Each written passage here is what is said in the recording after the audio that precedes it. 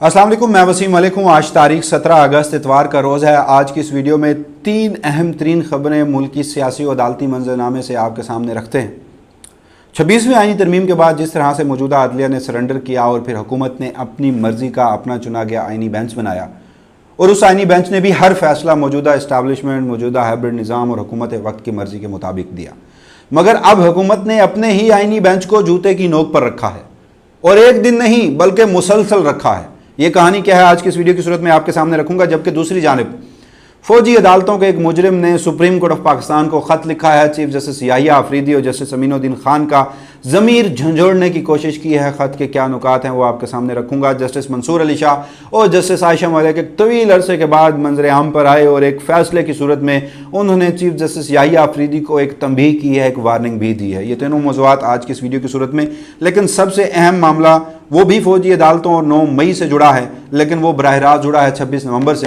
क्योंकि हम देखते हैं कि मौजूदा निज़ाम, दुनिया की कोई भी हुकूमत हो, वो डे टू डे अफेयर्स चलाती है, वो मुल्क में गवर्नेंस के लिए कायम होती है वो हुकूमत और वो गवर्नमेंट।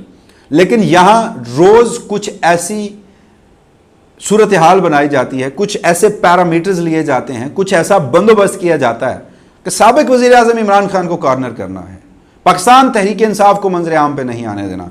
वजह आपको मालूम है, माफ़ी का मुतालबा कहाँ से आ रहा है। ये गुज़श्ता रोज़ की सबसे बड़ी खबर थी। अब ये चीज़ें डॉक्यूमेंटेड होती जा रही हैं आहिस्ता आहिस्ता। इसमें दिलचस्प बात और मेरे नज़दीक एक पॉजिटिव बात यह है कि पहले जिन चीज़ों पर क़यास सराहियाँ की जाती थी, खबर होती थी मगर ज़राए से दी जाती थी, अब वो चीज़ें डॉक्यूमेंट हो रही हैं। जैसे जनाब याहिया खान ने कानून की खिलाफ वर्जी की और उसको खुद फिर डॉक्यूमेंट कर दिया, गुज़श्ता वीडियो में मैंने आपको बताया। तो इसी तरह से 26वीं आईनी तरमीम के तनाजुर में जो हुकूमती अपना ही बेंच था, जो कि 9 मई से भी जुड़ा है, 26वीं तरमीम से भी जुड़ा है, मौजूदा सियासी मंजरनामे से भी जुड़ा है, हुकूमत अब उसे जूते की नोक पर कैसे रख रही है ये आगे चलकर बताता हूँ। मगर उससे कबल जिस तरह से मैंने आपको बताया कि फ़ौजी अदालतों से सज़ा पाने वाले एक मुजरिम मैं उन्हें नहीं मानता, क्योंकि फ़ौजी अदालतें मैं नहीं मानता, फ़ौजी अदालतें आइन और कानून भी नहीं मानता। और ये मैं नहीं कह रहा, ये सुप्रीम कोर्ट ऑफ पाकिस्तान के 2 इख्तलाफी जजेस अब और मरकज़ी अपील में 5 अक्सरियती जजेस वो ये फरमा चुके हैं अपने फैसलों की सूरत में कि फ़ौजी अदालतों का आइन और कानून के मुताबिक कोई जवाज़ नहीं बनता।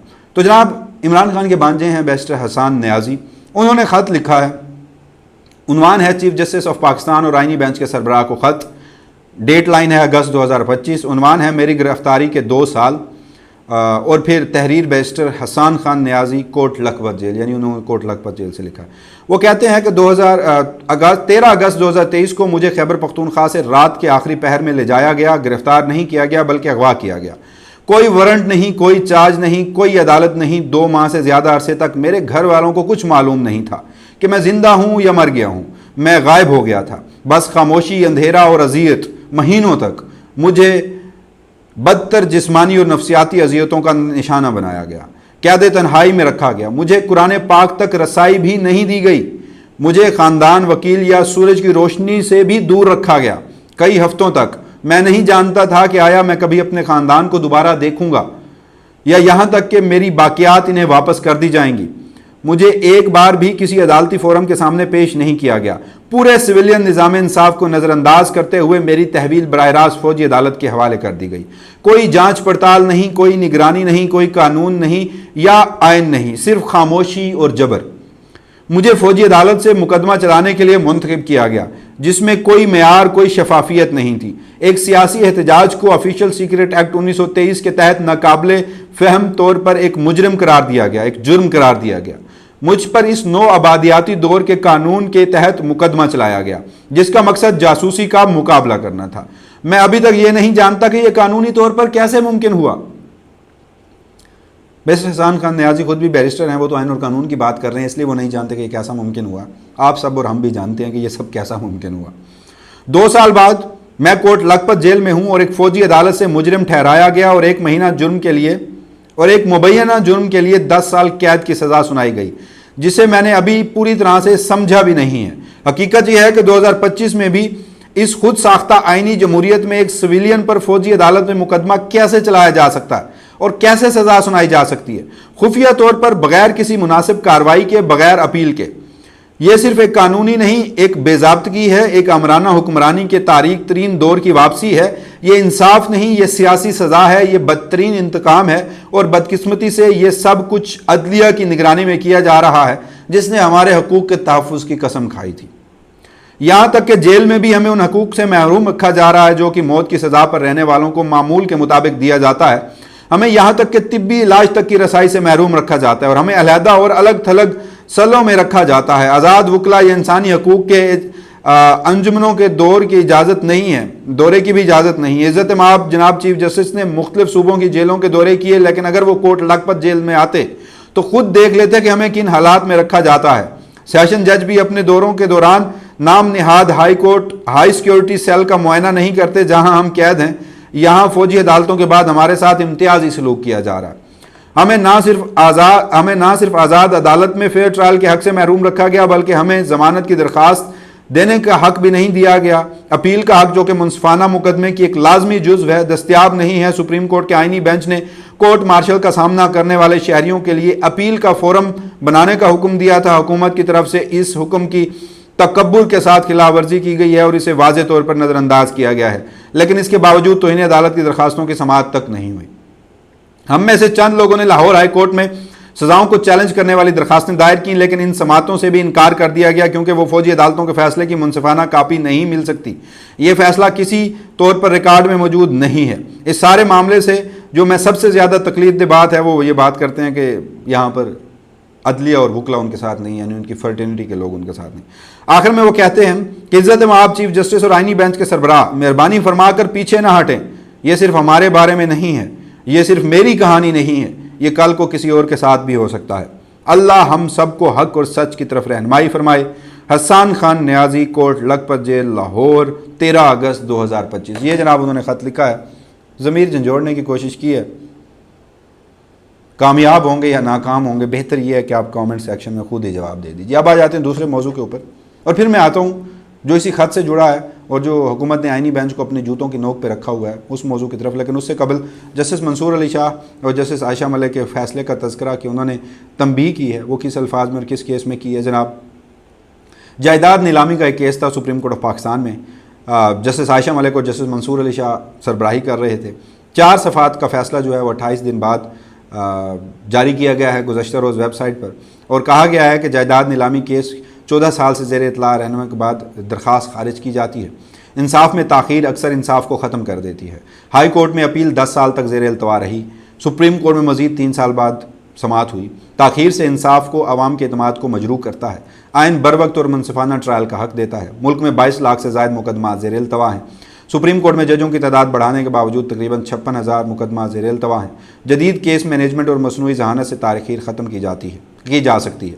انصاف میں تاخیر کمزور طبقات کے لیے سب سے زیادہ نقصان دہ ہے۔ ضمیر جھنجھوڑنے کی کوشش کی گئی، تنبیہ تو کی گئی ہے، لیکن جناب یحییٰ خان صاحب کہ وہ یہ سب نہیں جانتے، لیکن جسٹس عائشہ ملک اور جسٹس منصور علی شاہ صاحب آج بھی جہاں موقع ملتا ہے وہ بولتے ہیں۔ اور پھر اب تو ججز کی تعداد بھی بڑھا دی گئی ہے۔ اب تو 26ویں آئینی ترمیم لائی بھی اس لیے گئی تھی، وہ اعظم نذیر تاڑ صاحب فلور آف دا ہاؤس کہتے تھے کہ زیر التوا مقدمات بہت ہیں۔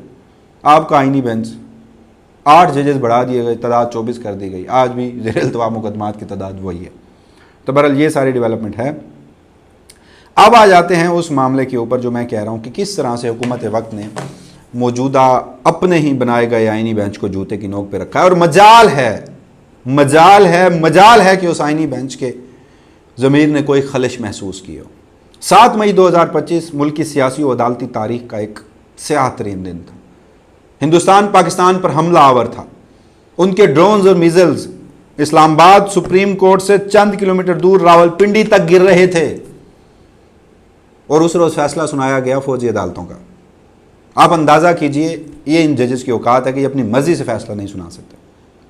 5 ججز نے ملٹری کورٹس کو الاؤ کیا، جسٹس امین الدین خان، جسٹس محمد علی مظہر، جسٹس حسن اظہر رضوی، جسٹس مسرت ہلالی اور جسٹس شاہد بلال حسن۔ 2 ججز نے اس کی مخالفت کی، جسٹس نعیم اختر اغوان اور جسٹس جمال مندوخیل۔ تفصیلی فیصلہ آج تک اس کا اکثریتی تفصیلی فیصلہ بہرحال جاری نہیں ہوا۔ فیصلے میں کہا گیا، جہاں فوجی عدالتیں الاؤ کی گئیں وہاں یہ کہا گیا کہ چونکہ انڈیپینڈنٹ اپیل نہیں ہے فوجی عدالتوں کے فیصلے کے خلاف، کیونکہ اب جو موجودہ نظام ہے کہ فوجی عدالتوں کے خلاف ججمنٹ فائنلٹی تب اختیار کر لیتا ہے کہ جب آرمی چیف کے پاس اپیل کا حق ہوتا ہے، وہ منظور کریں یا ختم کریں۔ اور پھر پروسیس فالو کیا گیا ہے یا نہیں. ریٹ میں سپریم ہائی کورٹ میں جا سکتے ہیں. باضابطہ اپیل جو ریمیڈی ہے, جو انصاف کا بنیادی تقاضا ہے, وہ نہیں ہے. ایک 1952 کا ایکٹ ہے جس میں وہ شکیں ایک اس وقت کے فیلڈ مارشل ایک عامر ضیاء الحق نے ایوب خان کے دور میں ڈلی تھی, وہ آج بھی اس کا ٹرائل ہو رہا ہے. تو بہرحال ایک فیصلہ دیا گیا کہ جناب ICCPR جو international covenant for civil and political rights ہے, پاکستان اس کا سگنیٹری ہے, اس کی بھی خلاف ورزی ہو رہی ہے, لہٰذا فوجی عدالتوں کو تو ہم الاؤ کر رہے ہیں, لیکن آپ 45 دن کے اندر انڈیپینڈنٹ اپیل کا حق دیں. یہ حکم دیا گیا وفاقی حکومت کو. 45 دن کی ڈیڈ لائن ختم ہوتی ہے غالباً 21 جون کو, 7 مئی کے بعد 21 جون کو. آج ہے 17 اگست, 1 مہینے سے زائد ہو گیا, بلکہ 2 مہینے سے زائد, کوئی 50 سے اوپر دن بنتے ہیں. وفاقی حکومت نے اپنے آئینی بینچ کا اپنے حق میں آیا فیصلہ جوتے کی نوک پہ رکھا ہے, عمل درآمد نہیں کیا, اپیل کا حق نہیں دیا گیا. وفاقی حکومت نے اپیل کا حق نہیں دیا تو ان ججز نے بھی کہا کہ کیا ٹھیک ہے فیصلہ دے دیا ہے, عمل درآمد نہیں بھی ہوتا تو خیر, اسی پرپس کے لیے لائے گئے تھے. تو جواد خواجہ صاحب, انہوں نے پھر سپریم کورٹ آف پاکستان کا دروازہ کھٹکھٹایا. گزشتہ مہینے انہوں نے درخواست دائر کی اور انہوں نے کہا کہ آئینی بینچ کے فیصلے پر عمل درآمد نہیں ہو رہا, وزیر اعظم ذمہ دار ہیں کیونکہ وزیر اعظم چیف ایگزیکٹو ہیں. انہوں نے کچھ سپریم کورٹ کے کیسز کا فیصلوں کا حوالہ بھی دیا اور کہا کہ ان کے خلاف تو انہیں عدالت کی کارروائی کی جائے. مجال ہے جناب یحییٰ آفریدی اور آئینی بینچ کے ضمیر نے کوئی خلش محسوس کی ہو. گزشتہ مہینے یحییٰ آفریدی صاحب نے فیصلہ دیا اور کہا کہ سپریم کورٹ کے فیصلے پر عمل درآمد میں جو تاخیر ہے وہ نہیں ہونی چاہیے, اور اس کے اوپر بڑی تعویلیں پیش کی, بڑی آبزرویشنز دیں, لیکن ان کے ناک کے نیچے کیا ہو رہا ہے یہ سب واضح ہے. اور پھر آپ, میں 26ویں آئینی ترمیم میں جب ہم کہتے ہیں کہ عدلیہ سرنڈر ہو گئی ہے, جب ہم کہتے ہیں کہ عدلیہ نے سرنڈر کیا ہے, فتح ہو چکی ہے, جسٹس یحییٰ آفریدی, جسٹس امین الدین خان, سپریم کورٹ کا پورا آئینی بینچ کمپلیسٹ ہے, سہولت کار ہے, تمہاری باتیں بری لگتی ہیں, تو جب پھر یہ باتیں کی جاتی ہیں کہ عمران خان معافی مانگ لے تو سیاسی مصالحت ہو جائے گی, تو ان کے کیسز تو عدالتوں میں ہیں, تو پھر ان عدالتوں کے اوقات کا بھی پتہ چلتا ہے. تو یہ بہرحال آج کے 3 موضوعات تھے. ویڈیو کے آخر میں خیبر پختونخوا میں قیامت صغریٰ کے مناظر, دل خون کے آنسو روتا ہے. جس طرح سے وہاں پر کئی زندہ لوگ پتھروں کے نیچے دب گئے, آج بھی لاپتہ ہیں. 300 سے زائد اموات, 200 سے زائد اموات بنیر میں, گھر اجڑ گئے, ایک خاندان کے درجنوں لوگ. یہ فلیش فلڈنگ, یہ جو کلاؤڈ برسٹ, یہ ویدر پیٹرنز کا تبدیل ہونا, یہ کلائمیٹ چینج, اور اس میں پاکستان جتنا متاثرہ ہے, اور ہماری گورنمنٹ, ہماری ریاست, اس کی پرائرٹیز میں کہیں کلائمیٹ چینج ہے. گزشتہ 78 برس میں ہماری ریاست میں, چاہے وہ سول اور عسکری حکومت تھی, کسی سے منہ سے آپ نے کلائمیٹ چینج سنا؟ پھر بھی آپ کریڈٹ دیجئے سابق وزیر اعظم عمران خان کو, چاہے انہوں نے اس حد تک نہیں, لیکن پھر بھی انٹرنیشنل کمیونٹی میں آواز اٹھائی, ملک میں ایک ایمرجنسی کے تحت ایک بلین ٹری سونامی اور اس حوالے سے کچھ اقدامات کیے, ماحولیات کے وزیر لگائے, دیگر کچھ ملک بھر میں جنگل اگانا اور باقی معاملات ہوئے, مذاق بنایا جاتا تھا اس کا. اور یہ وہ معاملہ ہے کہ جو پاکستان کا ہر سیگمنٹ آف سوسائٹی, ایک ریڈی والے سے لے کر ایک ایلیٹ کلاس, کسی لگژری گاڑی میں بیٹھنے یا پرائیویٹ جیٹ میں سفر کرنے والے کو بھی اس کا سامنا کرنا پڑ سکتا ہے. نہ تو معیشت, نہ سیاست, نہ جمہوریت, نہ آئین, یہ سب مسائل سیکنڈری ہیں. موسمیاتی تبدیلی پرائمری معاملہ ہے, لیکن آپ کسی کے منہ سے یہ بات نہیں سنیں گے. شمالی علاقہ جات میں لوگ سیلاب سے مر رہے ہیں, اور ہمارے جنوب میں لوگ خشک سالی سے مر رہے ہیں, گندا پانی پینے سے مر رہے ہیں. اس پر کام کرنے کی ضرورت ہے.